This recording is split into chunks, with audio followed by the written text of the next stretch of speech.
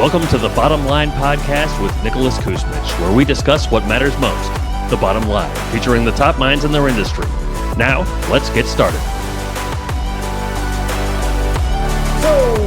Hey everybody, Nicholas here, host of the Bottom Line Podcast, where I connect with industry leaders to discuss what matters most. And that, of course, is the bottom line. Now, when I refer to the bottom line, I'm not just talking about bottom line profits of a business. Really talking about what matters most to the individual and the companies that we're talking about. And so past guests include people like Arash Vasugi, founder of Voss Coaching Co., who's actually the successor to Bob Proctor, Scott Berman of Sky Cave Dark Retreats, and so many more, all of which you can listen to however you listen to podcasts. This episode brought to you by H2H Media Group. It's a company I founded where we help high-ticket businesses generate qualified leads without a funnel, and we've generated close to $1 billion in sales over the last 2 decades. If you want to learn more, go to nicholaskuzmich.com. Paola, welcome to the podcast. Thanks for taking time to have this conversation. Thanks so much, Nick. Nice to be here. So there's so much we can look up about you, and biographies we could read and intros.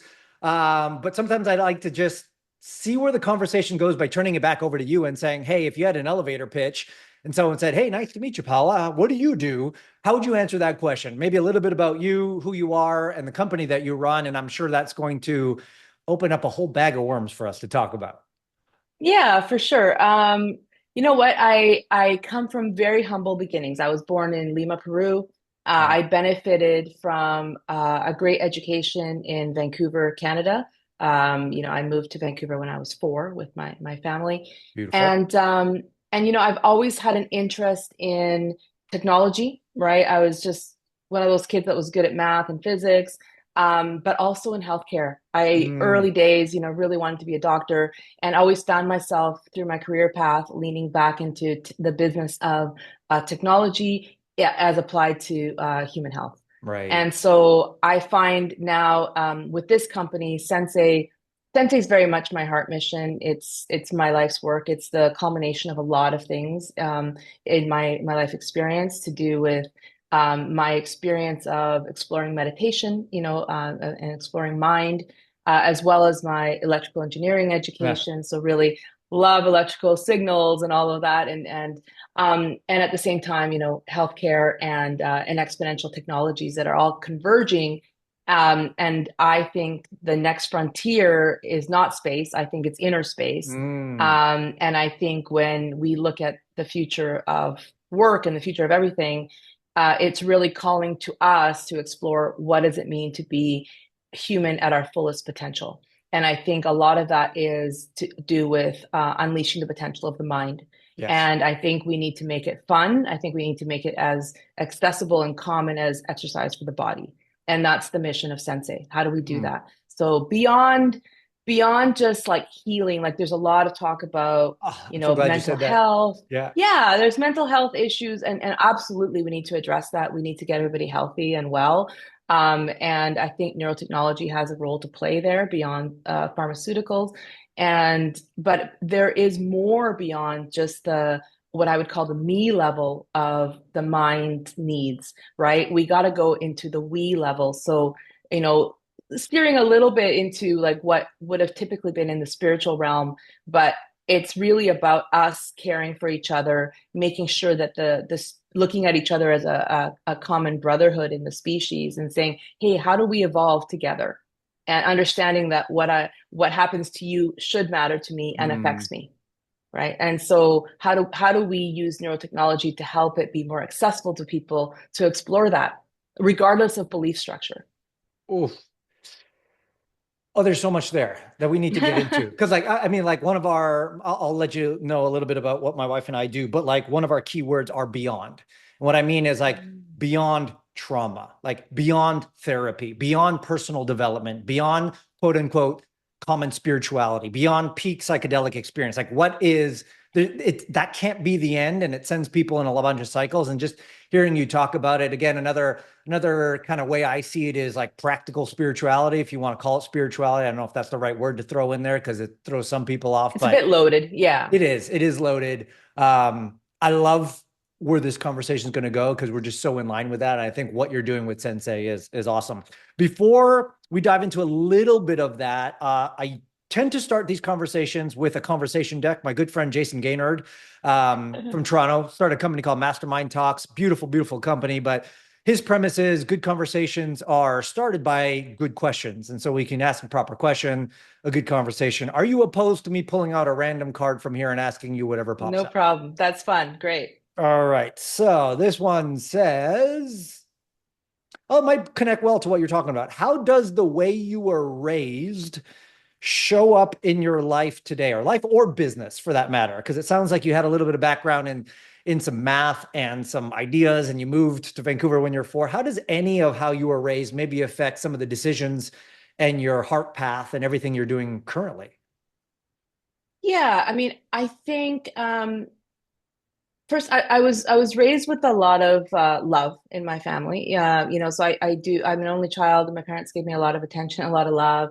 And I definitely watched them, push themselves and work really hard Mm, for, like a very common immigrant story, right? And in the end, they were quite successful and built their own business. But through that process, I learned the value of hard work. I learned that I could exceed my own expectations and my own wow. limits I could see at the time. But I think more importantly, relevant to Sensei is that they encouraged me to explore different uh, traditions. And I'll use the term spirituality again, but it's more like Got it. different traditions that had existed like for, across the world and for millennia. So, I explored Buddhism and Hinduism and Mm, Sufism and one of the and this is from a young age, and I did retreats with them since I was 9. Like they were wow. real seekers.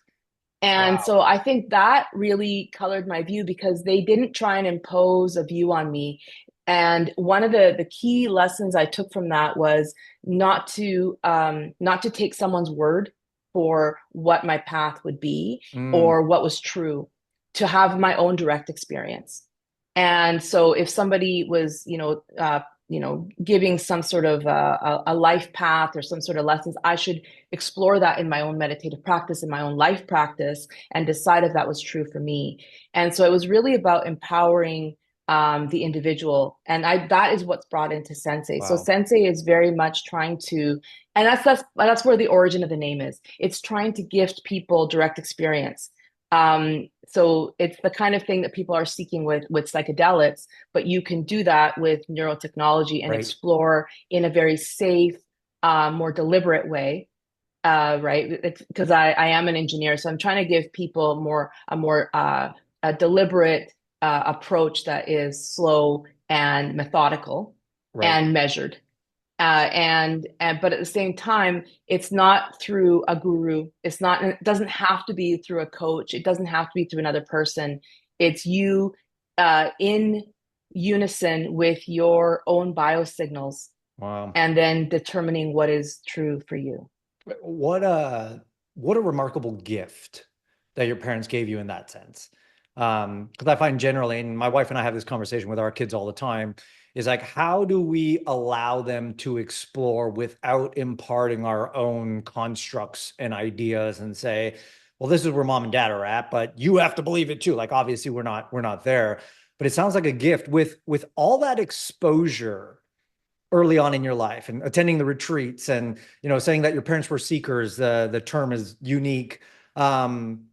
Where did you end up falling? And I don't mean in a belief system per se, like it's not like, oh, this was the path that I followed, but having been exposed to all of this, where does that conglomerate of experience of being exposed to various things, and I love the fact that you bring the engineering side of it to like really practicalize it, but having had all that exposure since you were young, where do you fall, or how do you describe, let's call it your worldview in the current moment? Wow. No, no, no softballs here. Now, That's why? that's a Why? big, it's a What? big one. That's a big one. I would say the longest period I spent in any tradition was in Tibetan Buddhism. Wow, cool. And that was very foundational for me because I went through that for about 5 years, and I did that early in my marriage. So I did that with my husband. Awesome. And it was Together. actually very, very important because it formed a very, what would I say, united view of the world, right? So we kind of are, it's very quick for us to make big decisions in life Right. because we see things in a very similar way. But at the same time, it was dogmatic to some point, and then Huh. there was a point where it wasn't necessarily right for us to be right in it I with think of it. the community. But I have a huge respect for it, and some of those practices I still have adopted. So I would say I'm not religious. I wouldn't see I don't see myself so much as a seeker anymore Yeah. either. I'm not looking for anything. Right. I've There's nothing to come find to in that sense. There's Yeah. nothing to find. Yeah. It's I've come to feel like the meaning of life is actually just life, right? Yeah. Like it's actually letting life flow and appreciating all the different aspects of life that are appearing to you, Hmm. whether or not you desire them or not. So in other words, some of them are, you're like, oh, I don't want that. Yeah. But as soon as you start rejecting what is true and what is life in front of you, what's unfolding, you actually see your own prison, right? It's everything is every moment is this reflection of your own self Yes. and what it is that you need to let go of Oh, to be free. And I think it is just that, letting life flow through you, and bringing awareness into your moments. And then people throw mindfulness and awareness around a lot. a little loosely. Um, Yeah. very loosely. I try to describe it to my son sometimes, and I'm going to be very vulnerable, and this is the way I would describe it. Hmm. If you are right now present with me in this moment, you know that this moment is not a dream, right?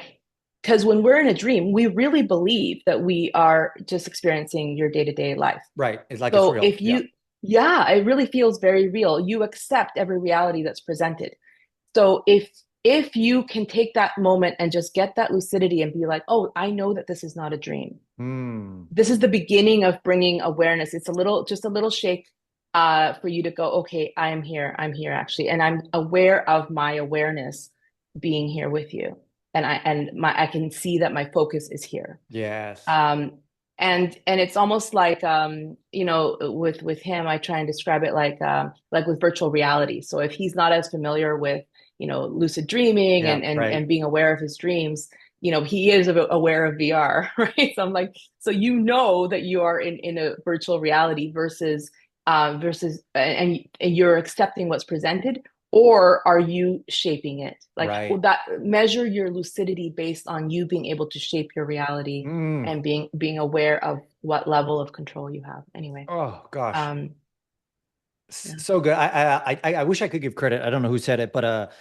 a life-changing moment for my wife and I when we realized like you are that which you seek for. And so it puts an end to the seeking.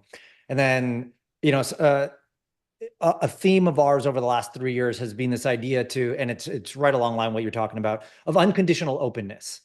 It's life Yeah. is unfolding in this very moment, and my belief, just my belief, that all human personal suffering is on the other end of seeking and resisting. It's either I'm seeking Yes. something I don't have, or I'm resisting something I do, but it's not being present in the unconditional. And to your point, sometimes what's unfolding for you right now may not be a preference of yours, but a preference is nothing more than a construct, anyways. And so that unconditional openness to that which whatever life has to bring forward to you, and whether it's a preference or not, the ability to just say yes to that moment, whatever that Hmm. is, and however that's happening, Exactly. has been a game changer. There's so much. Thank you for sharing. There's a lot to unpack there. Which is, I think, a great segue, even if we just start talking a little bit about neurofeedback training and the role that plays for this outcome. Because I'll trace back a little bit. So I'm like 42 now. When I was 32, I was diagnosed ADD. Explained a whole ton to me. I was like, thank God someone's explaining to me what's happening 10 years ago. And the advice of the practitioner at the time is, well, you got to do neurofeedback training. I'm like, well, what's neurofeedback training? And they said, well, you got to go to this place and wear some stuff. And for 2 hours or an hour and a half a day, multiple times a week, you've got to be in clinic and it's going to start like helping you with that. And at that time, I didn't really have money. It was expensive. And I'm like, I'm already distracted. How am I supposed to sit in a chair for an hour and a half a day, 3 times a week and try to get this done? And so I kind of forgot about it 10 years ago because it wasn't making a resurgence or anything. It wasn't accessible. Like it wasn't something that you could sit down in your home and do. It was clinical. And then my wife and I started working. And again, I want to be careful with terminologies because there's these like bastardized words in the realm. But we started working in what we might call the consciousness space. I'll find a better word at some point, but people might understand that. And we're building a protocol right now that's very much in line with this idea of if our outcome is unconditional openness and awareness to the present moment, being one side of the pie, the other side of the pie is a hypothesis. The reason we can't necessarily get there sometimes is because of these constructs and ideas that have been created over time. And so we hold on to these narratives. And if we go back all the way to like plasticity, sometimes the reason is not a willingness to shift out of that. It's just literally our brain firing in certain ways that says, we need to unwire a little bit to be able to move in that direction. So that was our hypothesis. And we started doing some work and then came across neurofeedback training and saying, well, maybe this is something that can help with when a brain is plastic, can it be rewired with the help of neuroplasticity? With the help of neurofeedback training. I'd love your opinion on that. But maybe we can talk a little bit about that. How did you, if anyone reads up on you and sees past interviews, I know one of the paths by which you got to neurofeedback training was a motor car accident. It gave you some PTSD. It was ruining your life, essentially. I guess the first question is, the first immediate response to someone experiencing PTSD isn't necessarily neurofeedback training. It's, therapy or psychedelic assisted therapy for some, or it's all these other things. I'm interested in first how the idea of neurofeedback training to alleviate the PTSD came about, and then for you to bridge that gap of understanding, we want awareness, we want presentness, we want unconditional openness, and how you view neurofeedback training as a potential path to get there. Maybe I'll start by saying I think that there were two big shifts for me in my sort of state of consciousness, if I'll use your word. Sure. And one of them was the first intensive neurofeedback week that I did. Gotcha. A second one I'll just throw out there is I did the Finders course, which is an intensive 5-month meditation course, which I did after that 1 week intensive. And that one is with or without neurofeedback training? That's just meditation. It's just meditation. It's like, it was 4 hours a day, I think I did for like 5 months. And it was a methodical approach to all the various styles of meditation. So that's by Dr. Jeffrey Martin, who's a neuroscientist. It's a fantastic course. And cool. And Sanjay Manchanda works with him, Dr. Sanjay Manchanda, who's an advisor to us. So we tried to integrate some of that as well, because I think meditation is important. Yes. But back to neurofeedback. So neurofeedback as compared to talk therapy, let's say, as compared to psychedelics for trauma release. So let's talk about talk therapy, because I think that's very, very common. And it's the first thing that they suggested to me, for sure. Okay. You got PTSD, you're kind of stuck. Talk it out. Now, in hindsight, I realized why that didn't really work for me. And one of the reasons is because of the brainwave states. So in talk therapy, we're stuck at what we would refer to as beta. And beta is me here with you, receiving my information from my senses, my right? And I'm generally a sympathetic state as well. It doesn't have to be. It's actually the broadest of the bands, of the brainwave bands. And so there's a healthy beta, and there can definitely be an way too much into the beta overdrive. But it definitely is perceiving the environment and leaning into a little bit of hypervigilance. It's like, it's panning, right? It's panning the environment for things that are interesting or threatening, right? And so when you talk about ADHD, that's where you would be probably stuck in a little bit overdrive there. Yeah. And so the the point though being that it's kind of surface of the mind. It's so when we look at the mind as an ocean, it's the surface. Yeah. You're at that point, you're just bobbing at the top of the ocean. Right. And what you need to do to rewire is you need to go deeper into the subconscious so that it actually becomes internalized to you. Right. So I can tell you, I need to go in and forgive, my neighbor for not picking up their dog poop, whatever little thing it was that disturbed my mind that is causing me whatever negative state of mind. Yeah. But if I'm just doing that at an intellectual level, at a conceptual level, I'm doing that at beta, and I can talk therapy that for years, and I still won't change behavior. Yeah. Because I don't really integrate it into my nervous system and into my inner Yes. consciousness. And so where you want to get to is more of an alpha theta state. And now that's the sweet spot that we would call a hypnagogic state, where you could do the rewiring. And so when I did the neurofeedback intensive, that is where I was able to do the rewiring. And what I loved about it was the precision and the knowing after that. That's exactly where my brain was able to get guided to. Right. And I was able to like just ride that state and do effectively the talk therapy talk tracks. Sure. Right. You could do anything that works for you, right? You can relive the past, you can rewire the story, you can face your fears, you can do forgiveness, you can do gratitude. There's all those, that toolkit. But if you can apply it yourself, right now back to empowerment in that alpha theta state, now you can rewire. Now you want to be skilled at it. Ideally, you could have someone with you if it's like a big trauma. Yeah. You don't want to be doing, big trauma release by yourself, just generally. And we do give that warning in our system. But we guide people towards being able to navigate to alpha theta after they've stabilized in the higher, more surface level betas and alphas. Right. And as compared to psychedelics, which is also very valuable for trauma release, the precision is the difference. Right.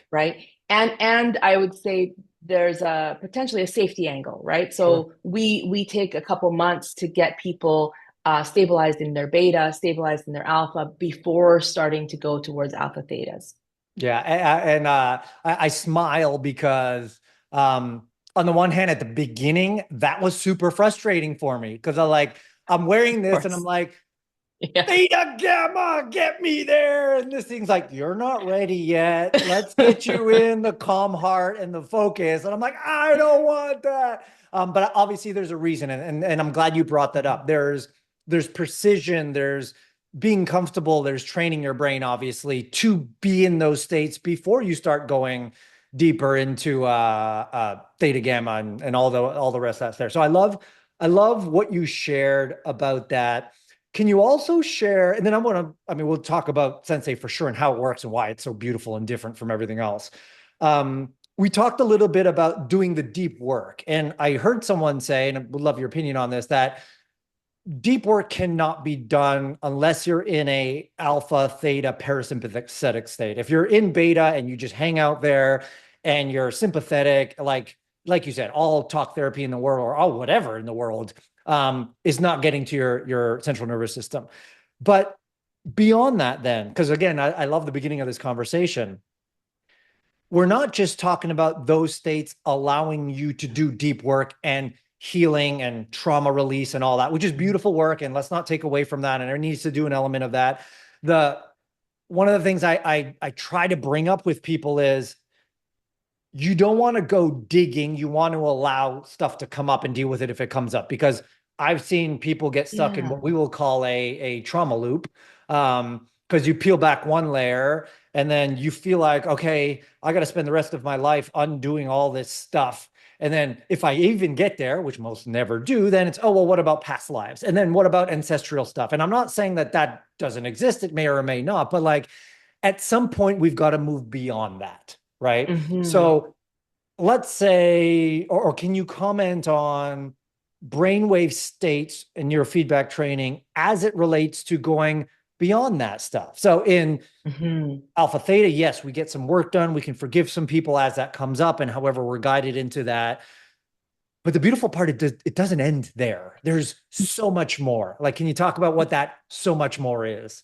Yeah, you're right. And that's actually, I would say, the biggest difference between neurofeedback versus talk therapy versus psychedelics is that there is so much more. So let's say you do let's go from the top of the ocean just briefly. So Yeah. you would do the beta training. So there's a few different flavors of focus training that is what we refer to as beta training. Yes. And what you're doing there is you're able to manage your attention and sustain your attention. And so you're learning how to do that. And man, do we need that now, right? We need that as a counter. We need it as a counter to the world that we've created, right? Yes. And so that's one. The second one is actually really important, especially if you're going to do psychedelics, is we create inner safety. And that's a different flavors of alpha. And so now people are learning to get really calm, and that's back to the parasympathetic. Right. You know, how do we also do the calm heart, which is the HRV training, or you might call it HRV, heart coherence biofeedback. And so that's again back to the nervous system. And now you go into the alpha thetas, and now you can do some of that rewiring of things that aren't serving you at this moment. Yes. They're like, this is holding me back. And this is about listening to yourself. And hopefully with that first level, you're able to become more self-aware and go, you know what, I realize that this keeps happening and it's really holding me back for what I want to achieve at this moment in my life. And so now you can go and rewire that. And again, you don't need to go digging, right? You don't have to. You just do what you feel like you need to do. Right. Beyond that, now you've already mentioned gamma theta. Gamma is what's beyond that, right? So now gamma theta is definitely my favorite state. And when I first discovered neurofeedback is when I was able to point to it and call it that. Like I didn't know what it was. Like that was my go-to meditative state. Yes. And I didn't realize that there were so many other meditative states. So at the time, when I went into that neurofeedback intensive, they said, "Oh, you're a meditator. Why don't you do these 4 or 5 styles of meditation?" Is what they had me do, and each one for half an hour, and then they showed me my brainwaves after each one.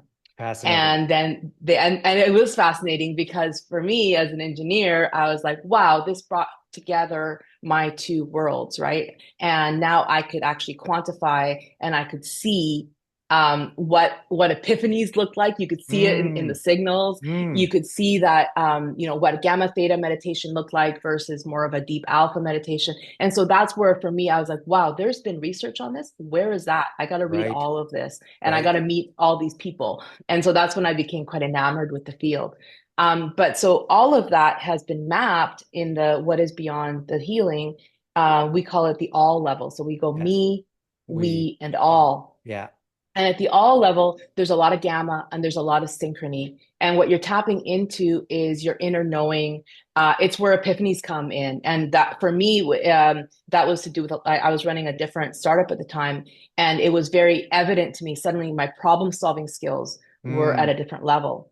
And I don't think I thought there was anything wrong, certainly not before the accident. I didn't think there was anything wrong with my creativity and my problem solving abilities, but there was another gear. Yeah. And so suddenly I tapped into something that I had not experienced in my life.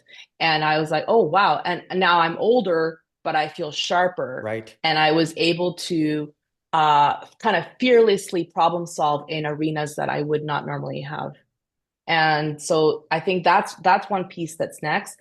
The other one would be, there's variations of gamma with theta and synchrony. Right. And so the way I would describe it from the literature that exists is that when you first start meditating, alpha starts growing in the back. So you can see the power. And then it starts growing in the front and they synchronize. Right. I kind of imagine it like a hat, right? So and so then and then midline theta starts growing. And then the next level is gamma everywhere and synchronized. Wow. And so that's essentially how Sensei builds up. And what it leads to, I can almost only speak of this, like there is literature on this that where they've measured, monks' brains, and especially ones who do heart-centered practices where the gamma is very powerful and all in synchrony. And that's important. There's another level where gamma, theta, and alpha are all synchronized as well. Wow. And from a personal perspective, I think it leads into more of that life flow. It leads more into that letting go, less grasping, more awareness, Yes. more self-awareness, Right. and more of a perspective of we, right? We, and there's less separation. Oh, So, yeah. but one of the things we're doing is we're measuring a lot, and it's easier to measure improving people at the me level. So how do we measure people improving from ADHD and anxiety, right, and brain fog and insomnia? It's harder to measure this side of things. Sure.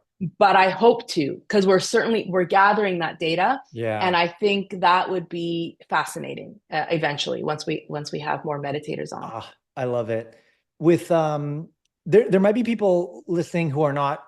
I'd love to talk about Sensei in particular in just a second, but there's probably people who don't fully understand what neurofeedback training is. Mm-hmm. Now I know that the Sensei both reads and writes, which is interesting. I want to talk about that in just a sec. But how would you describe in layman's terms what neurofeedback training is? If someone hasn't experienced it, where they're actually seeing real-time data being read and then spit back to you in a very comprehensive way for your brain to be like, oh, that's where I need to go. How would you, in a couple of lines, describe what it actually is? Right. It's a real-time feedback loop between you and your body. And so the experience of it is like a hands-free video game where you are immersed with your biosignals. So it could be your brain waves, it could be your heart rate. Right. And so that's what we do. And so there's engineering behind that to make that precise, to make the timing really tight. And to make it a pleasing experience, because you learn how to keep creating the sounds that you like effectively and the visuals that you like. Yeah. And if you don't like them, it won't work as well. But effectively, we're creating this dance between you and your biosignals where you're becoming self-aware and you're learning to self-regulate them. And so that's a matter of reading them super clearly and then amplifying them and making them into sounds and visuals. And so there's an app, there's a headset, the headset has sensors, and I think that's probably one of the simplest ways for me to describe it. I love that. It's very clear. And in fact, just on the techie side of it, like Sensei requires 2 Bluetooth signals. And I'm guessing that's because one runs the audio and the other one is getting so much data that it can't be muffled with a second one. Otherwise, you wouldn't get that real-time data. On a personal note, so I've heard neurofeedback training be described in a couple of ways. Like the first time you walk through a jungle, you carry the machete and you start, striking your path. The next time you go there, you have a little bit more awareness of where that path is and you clear it up. And the more you train, quote unquote, the more the path becomes clearer. Can you help me understand? Because it's very feedback oriented. Like when the clouds start coming in and the song starts going down, you're like, oh, I'm doing it wrong. Oh, no, like that's not where I want to be. I guess the question I ask, or as someone who will get a Sensei device and start experimenting with it, is the training, quote unquote, automatic? In other words, is the brain smart enough to be like, oh, I don't like those sounds and I don't like that fog, I need to readjust? Or is there a conscious, aware effort intentionally done by the user that says, oh, I've got to do something because I'm noticing I'm falling out of state or where I need to be? Right. A little bit of both, but it's important to understand the timing. So first, it is using 2 very natural, inherent qualities that you have, which is neuroplasticity. So the brain is able to change. And in fact, you're training the brain every day, right? Anyways, Anyways, you're doing it all the time, or someone's doing it for you, like the media or in your social, right? So there's that piece. And then the other piece is that learning loop. So that's referred to as operant conditioning. And that's the Okay. principle of learning, the learning loop. So that learning loop is I touch a stove when I'm a kid and I go, oh, that's hot. Right. The same thing as I'm getting golf lessons and someone is telling me after the fact, oh, you know what, shift your swing this way, or Yes. follow through Right. more, or keep your head down, whatever. And so what we're talking about is real time. Yep. So it's not after the fact with the coach, right? So if you think of your monitoring devices like the auras and the whoops, which are very valuable, but they're after the Yeah. fact, Right. right? So I can look at my brain waves all day long, and then at the end of the day or at the end of the week, I can be like, I can look at it, and I'm only looking at it at I'm in beta when I'm looking at it, and I'm trying to Yes. rationalize what I'm going to Yes. change. And what we're talking about is real-time feedback that is faster than the speed of thought. So that's really important. Love Faster that. than the speed of thought. So the speed of thought, usually it's around 350, 400 milliseconds. We're looking at about 250 or like a little bit less Wow. millisecond feedback. Yes. And so if you go into thought, you go into beta, and that's sort of analysis and you're rationalizing, you're out of state. You Yes. just pulled yourself out of state. Yes. So instead, you actually back to letting it flow. You let it flow. So what you have to do is decide, let's say that you are training alpha for simplicity and your alphas are sounding like violins. You have to decide, I love violins. I want the violin volume higher. I want them coming up Yeah. more frequently. Yeah. And you decide that, and then you let the experience happen. And the brain is smart enough through operant conditioning and neuroplasticity in learning, But, and having said that, neurofeedback, as much as I liken it very much to meditative states, and so it is that, that thought process I just described of letting go and Right. deciding like the violins, for many decades, it's been used in clinical practice. And children it's successful with children who have clinical conditions where they're not thinking about it at all. And they're Right. not given any instruction. They're just sitting there and the brain just does its thing. It still Yeah. works. Yeah. It might not work as quickly. It might work differently, but it still works.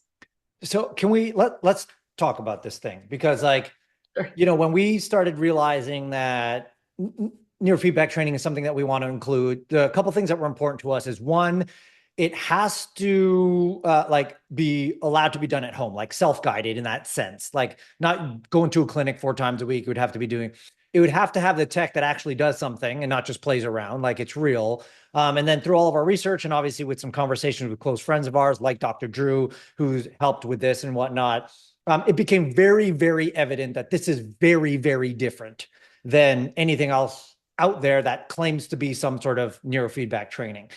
However deep or however non-deep you want to go, because obviously we don't want to overwhelm people per se, but how or why is this different?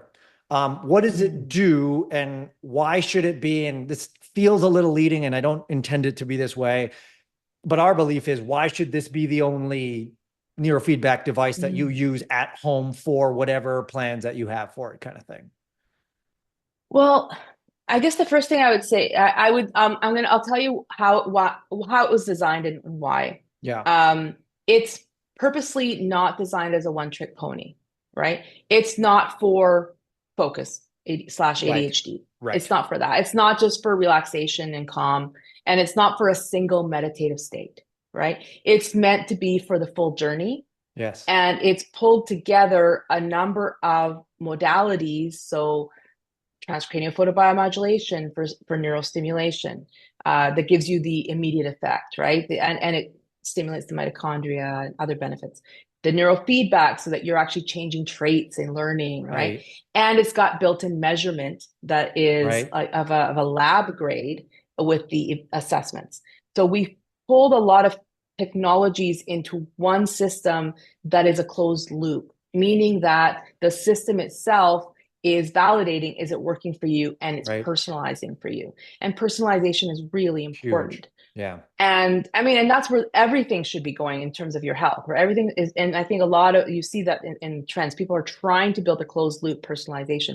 We've built that in a way that's real time, right? And in your hands.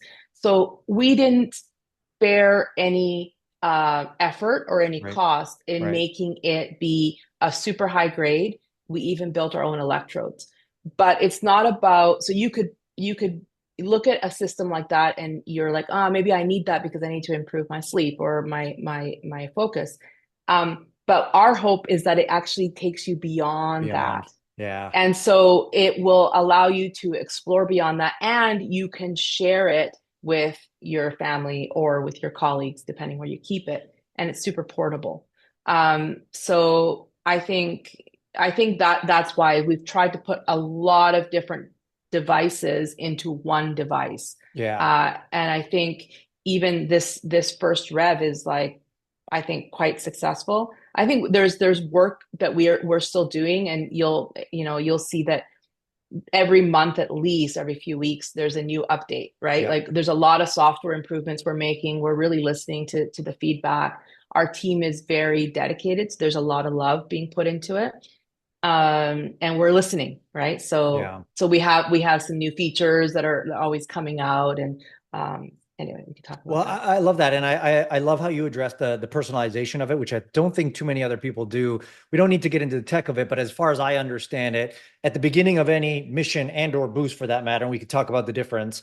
I mean, there's a baseline analysis of like where you're at first, and then the training is based on that baseline versus, hey, you need to be an alpha. The device thinks alpha is this and like forces you into that. It's actually very personalized, that two people could be doing the exact same training session, but it would be slightly different because of how the read portion of it handled the analysis of where you're at to take you to where you need to go. Is that an accurate statement? That's true. Yes. And traditionally, there's different ways to do that baselining, and how do you keep challenging the individual. So there's a sort of rule of thumb that people respond well to, like a 65-75% sort of reward feedback loop. Got it. And but that's a very simple approach that we did not take. So we're going to go under the hood a little bit. So one of our key advisors, his name's Jay Gunkelman, he's one of the pioneers in this field, and brilliant, still sharp as a tack. He's over 70. And but he was saying it's a very lazy approach that's really been limited by technology. Sure. And so imagine now, if you are just constantly being rewarded at the same rate, let's call it 70%. And it doesn't matter if you're doing well or doing badly, it's still going to be 70%. That doesn't actually work. Right. That actually is not what we want. We want to keep challenging you. And so we baseline, but we also look at your history. So that's why it's personalized across sessions for the individual. Right. And that was a Jay Gunkelman recommendation. Very cool. That's something that Joel Lubar, another pioneer in the field, and him had talked about, like, wow, that's what's really needed in the field. And so even in a clinic, they don't do that, right? It's always like net new person, even if you go there all the time. Right. And so we do baselining across sessions. The other piece is that when we're not doing continuous thresholding stuck to a percentage, we will actually, I don't know if you've had this experience, we'll go silent for a bit too. Like we will penalize you, and we'll challenge you to come back. Back stronger. That explains that, because I was like, what's happening here? Why? I don't like that. Interesting. And we'll do that for a period. There's a really intentional nudging, because we know you can do better, because we know you. Goodness. Yeah. But eventually, it gives a little bit, and then a little bit and a little bit. So it's not really, really harsh. But but that was a learning period that we did with our beta groups and meditators and non-meditators. And it was a difficult balance to strike. But we think we struck it so that people will still be incented to learn and try. I love that. If I'm not mistaken, like there's missions and there's training. Let's just call it training for the sake. People will understand what missions mean once they get in there and get the device and play around with it. There's training, and then there's boosts. How I see it, and correct me if I'm wrong, in the old adage, you can give a man a fish and, he'll eat for the day, or you can teach a man a fish and he'll eat for the rest of his life, that kind of adage. My adaptation of that is, the boosts are the giving of the fish. It's more entrainment than training. Whereas the training is, simultaneously giving you some fish to like get you in states, we're also going to teach you how to get there yourself. Is that accurate? And if it is, how would you suggest a new user, because I'm going to expect everybody who's watching and listening is to go buy a device. How would one balance training and boost? Is there a method that you like? Is it however you feel led, or is there some boost before training, training before boost, do them on separate days? How would you balance the training portion with, and I apologize if this is the wrong word, but more the entrainment type stuff? Yeah, no, that's fine. I would say the boost can be used as a primer. It stimulates Beforehand. your neuroplasticity, so it's a nice precursor to the training. It'll help you get there. And the analogy I like is it's like taking a helicopter to the top, to the summit, right? Versus climbing there yourself, I love right? that. And so you know where you're going. Right. And then maybe hopefully you're more incented to, okay, how do I learn how to get here on my own? Got it. But what we really want people to do is to learn how to get there on their own, and that's the neurofeedback. So we pair them so that there's a primer. When you do training, you can actually select a primer, and we have a special primer paired for each training. But when we designed the system, we could have done a la carte, right? So here's 10 different ways you can do brain training. Here's different ways you can do brain boosting, and people could just pick and choose. I knew that if we did it that way, which is what people expected, and it would have been much easier, we would never be able to show progress.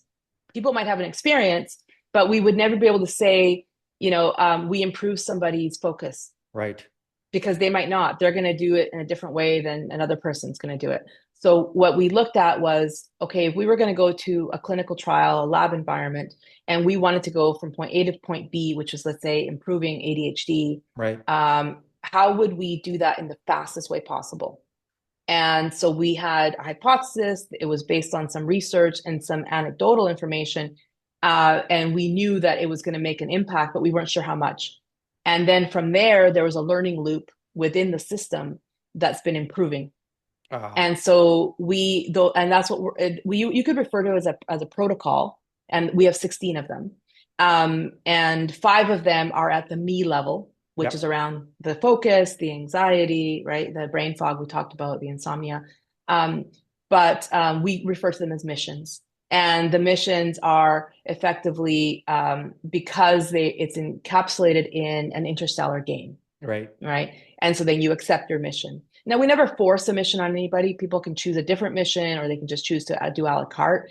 But we have taken the extra step to say, we think that this has a high likelihood of making the impact you're looking for. So, we suggest it. Yeah. Follow the mission.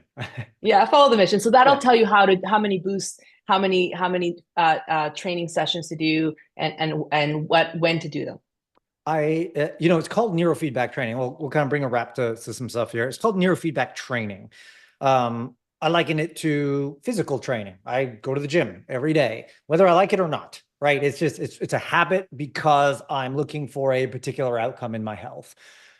Should people view neurofeedback training the same way? And I guess the analogy, if you bring it over, is there are some days you may not feel like training. I mean, be attuned to yourself, obviously, but it is habitual, and there is time. Like, my wife was much more, when it comes to physical training, is much more like fitness, group classes, like HIIT. And then all of a sudden she's like, Nick, well, I want to just try to actually lift weights and do strength-based stuff. And it's funny, stuff I take for granted because I've been doing it for 25 years of my life or whatever. Like, this is how you do whatever, was absolutely brand new to her. It's like, oh, that's how this works. This is how this machine works or whatever. So there's a learning curve. And anytime you're doing a learning curve, there's a tendency to be like, well, this is too frustrating. I don't get it. I don't feel like I'm making progress. Or it hurts after I work out. I'm just going to give up. Should we carry a similar type of mindset when we go into neurofeedback training, understanding there's a learning curve? It's going to take some time, build a habit out of it, make it happen. And what might that habit be? I know you train every day, maybe twice a day on some days. I try to do the same. But what would be a cadence that someone should go into this from?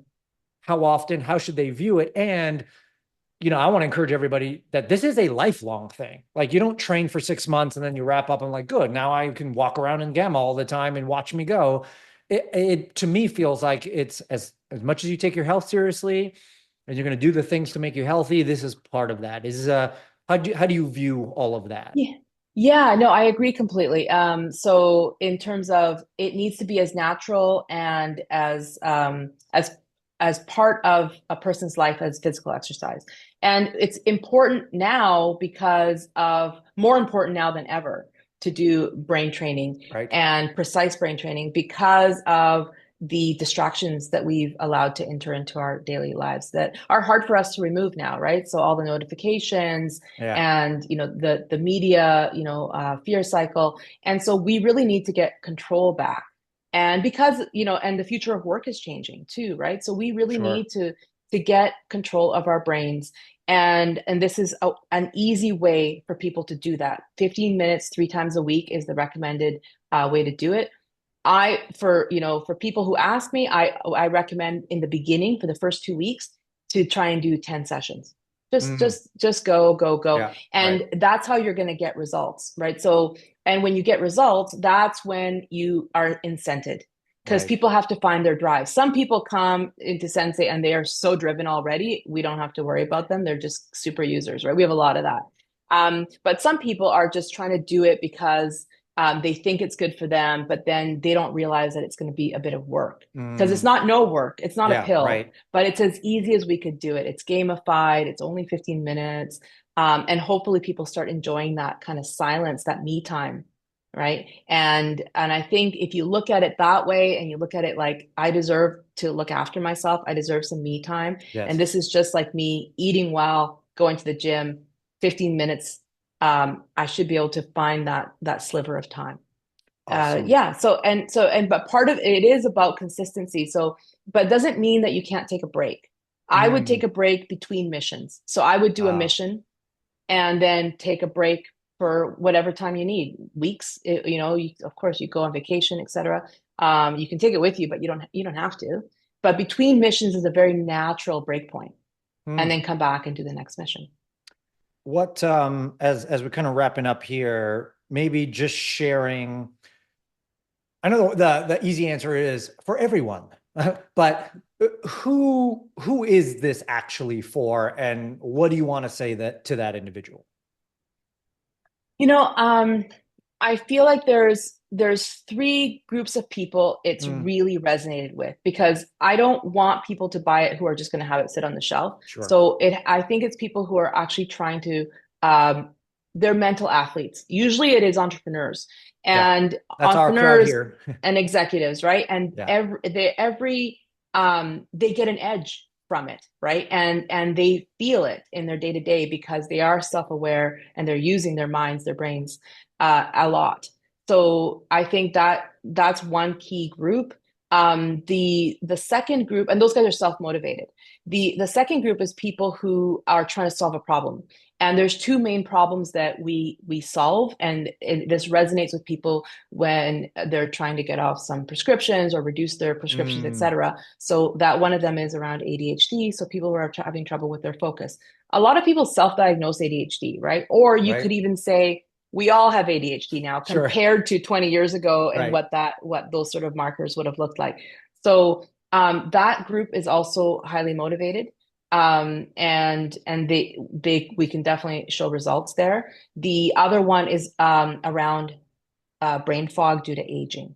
Ah, And that's really that's our sweet spot that is probably leading us towards next generation products that will go down a medical field. And this is where we're doing the biological brain aging. We've yes. partnered with Buck Institute, showing that our data set and our markers are tracking with age. And not only that, but we can reverse it. So Wow. we just published a study, and it's a white paper based on our internal data set within our closed loop system. But it's with a control group, and so it does control for placebo, and it does show the improvement of thinking speed, which usually only declines with time With age, by yeah. 10%. Like it's pretty significant. The reaction time, right? It's a very tangible marker that people can understand. That's also improving in a similar range. And so people who are, aging, they've been high performers and they see like a decline in their sharpness, this can really help, Mm, right? Because we're living longer, but who wants to live longer if you don't yeah. have freedom and you're not still in charge of your life? Yeah, I absolutely love it. What I also love about maybe it's the newness of the company or whatnot, but like there's always something new happening. You know, we talked a little bit about quick launch boost, which people will understand once they use it. We talked about potentially incorporating binaural beats that work with as opposed to what you're doing. You already talked about extending like health span and brain age. And I feel like you're only scratching the surface, which is Yeah. pretty damn amazing. Um, I'm just, you know, as we wrap up, I just want to say I'm personally grateful for this thing, not only for what it's done and doing for me, my wife, and our family, because it's fascinating that you can actually both quantitatively and qualitatively measure how you feel and the difference that it makes. But I'm such a fan that again, we're including it in our protocol for people who want to transform in different ways. And I think without this tool, had this been 20 years earlier, we wouldn't have this tool. Mhm. But now we can get people there a ton faster. For those, Paula, who say, I want this thing, how do I get it? Where do I get it? What's happening? Where's the best place for them to go to get the information to read up on it, but more importantly, get a unit for themselves and start doing the work? Yeah, I mean we distribute online, so and we distribute to 60 countries around the world. So it's Sens.AI, SENS.AI, and then it's yeah, I think there's a Black Friday sale on right now. I don't know when this is going to air, Sure. but there's also payment plans for people who are interested, and you can also share them, right? So we want people to share them. Right. Paula, thank you for your time. I like to end with one question. And that is, I want you to imagine that you're at like an awards banquet or some sort of a celebratory experience, and you're being handed a lifetime achievement award. As that mic comes up and you take the stage, what I'm interested in is who do you want to thank? Who are the people in your life, either past mentors, colleagues, friends, whomever? Who are the people that you want to thank and why? Oh, wow. You know what? We have a very small and nimble team, and they're so dedicated. Yeah. And I think that you know, you know, I'm always the face of Sensei, but like there's so many people working so hard behind To the make it scenes, like happen. you know, from like our customer care people, people looking at logistics, and usually it's just one person in every sort of role, right? Because we're Sure. tiny. But this initial team that we've had for the first, you know, the first 5 years here, they work tirelessly and they're so committed. So I think that's first and foremost. And I would say we've had so much good fortune in having these great scientific advisors join Right. us and believe in us, and you know, extend, you know, their knowledge and share so freely. Because sometimes, you know, what holds a field back is that people are holding their secrets. Yeah.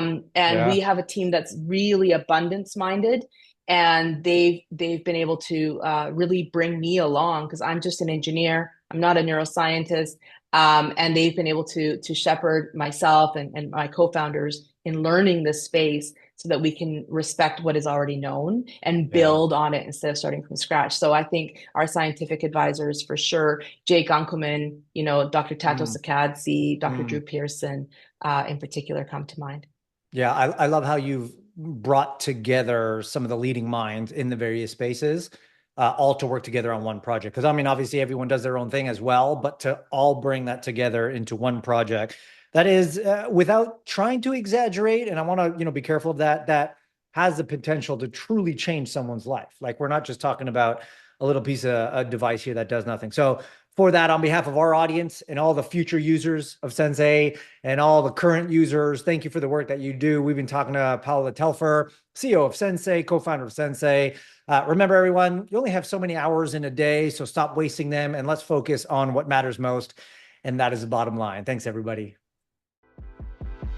Thanks for listening to the Bottom Line Podcast. We'll see you again next time, and be sure to click subscribe to get future episodes.